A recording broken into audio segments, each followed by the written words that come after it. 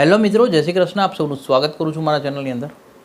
બહુ જ એક અલગ અહેવાલ તમારી સાથે આજે શેર કરીશ, જ્યાં આગળ હું તમને કહું કે જો તમારે બી પીઆર લેવું છે, પરંતુ જે પીઆરની એજ કહેવાય છે કે જે 18થી લઈને 35વાળા સ્ટ્રોંગ ગણાય, એમાં બી 28થી 32વાળા આ જે સ્ટ્રોંગ ગણાય છે જે પ્રોફાઇલો, તમે એ એજની બાઉન્ડ છો તો એનાથી એજ ઓછી હતો, એનાથી એજ વધારે છે અને છતાં પણ તમારે પીઆર લેવું છે. કોઈ મોંઘાદાટ એલએમઆઈ ને આવા કોઈ ખર્ચાઓ નથી કરવા, જોબ ઓફર કે કોઈ ખર્ચો નથી કરવો, તમારે તમારા દમ પર જ જો પીઆર લેવું છે તો એના માટે આજે એક બહુ રિસર્ચ પછી એક આખો અહેવાલ રેડી કર્યો છે, જે તમારી સાથે બહુ સરળ ભાષામાં શેર કરવાની કોશિશ કરીશ.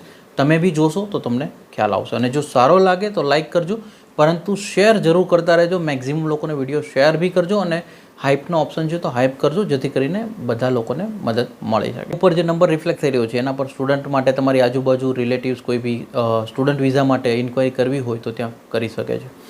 હવે તો કહું મેઇન ટોપિક પર આગળ જઈએ. સૌથી પહેલું આપણે કેનેડાના પીઆરમાં જે લાસ્ટ યરની જો અગર હું તમારી સાથે વાતો કરું અથવા આ વર્ષની જે આપણે વાતો કરીએ તો CEC ક્લાસવાળા જે છે 518થી 547ના CRS વચ્ચેનું જ બધાનું સિલેક્શન હજી સુધી આવ્યું છે.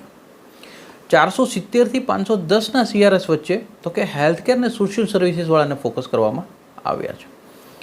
ફ્રેન્ચ લેંગ્વેજવાળાની જો આપણે વાત કરીએ 379થી લઈને 481ની વચ્ચે આવ્યો છે CRS, અને એજ્યુકેશનનો જે એકમાત્ર ડ્રો 479ની આપણે જે વાતો કરી છે એ. હવે તો કે આ બધા ડેટા પરથી તમને એલિજિબિલિટી બનવા માટે અથવા કે તમારે પીઆર લેવું છે કેનેડા, તો તમને એટલી તો ખ્યાલ આવી ગયો કે તમારે આ પોઈન્ટમાં એલિજિબલ થવાનું છે. હવે તો કે આપણે એક એક્ઝામ્પલ સાથે આને આગળ વધીએ, જેથી કરીને તમારા લોકો માટે ઇઝી થાય. એજ બાઉન્ડ થઈ ગઈ છે, માનો કે 35 અપ નીકળી ગઈ છે એજ, તો કે આપણે એક એક્ઝામ્પલ પેટે આપણે 44ની અરાઉન્ડ યા જે બી એજ લેવી છે, આપણે 40-44ની એજ લઈએ તો કે અમને એમના એજના પોઈન્ટ ઓનલી 6 મળશે. હવે કવરઅપ કરવા માટે એમની પાસે ઓપ્શન શું રહ્યો તો કે CLB લેવલ છે, એમની પાસે ઓપ્શન્સ રહ્યા આઇએલ્સની અંદર. જો IELTSનું લેવલ અથવા ફ્રેન્ચ NCLC લેવલ જે કહેવાય છે 10 સુધી ખેંચી જાય ને તો એમની પાસે 160 પોઈન્ટ મળી જાય એમને લેંગ્વેજના.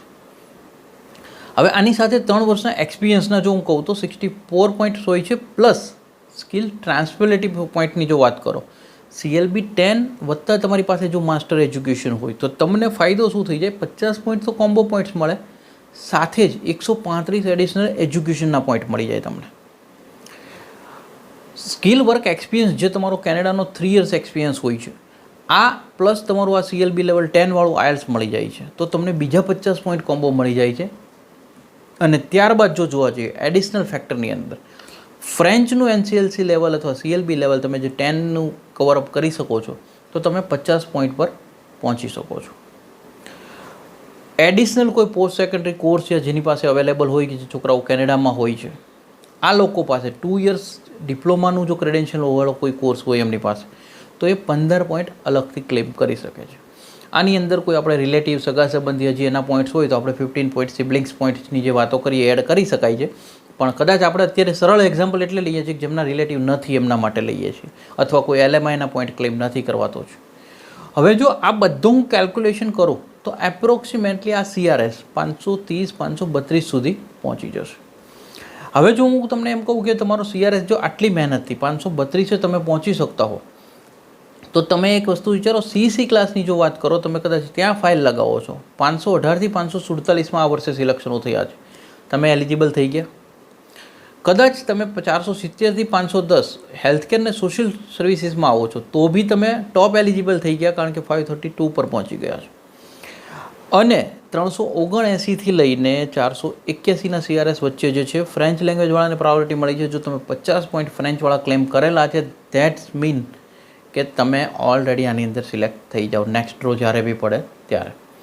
અને લાસ્ટ હું તમને કહું કે એજ્યુકેશન કેટેગરીમાં આવો તો ઓલરેડી 479 છે. કદાચ તમે ફ્રેન્ચ ના બી આપ્યું હોય ને 50 પોઈન્ટ 532માંથી માઇનસ બી કરી નાખો ને તો 482 પર હો તમે, તો એ લોકો માટે આ એડિશનલ બેઝ છે. આ મહેનત અથવા આ પ્રોસેસથી તમે લોકો એકદમ સરળતાથી કેનેડાનું પીઆર લઈ કેરિયર સેટ કરવા માટે જઈ શકો છો.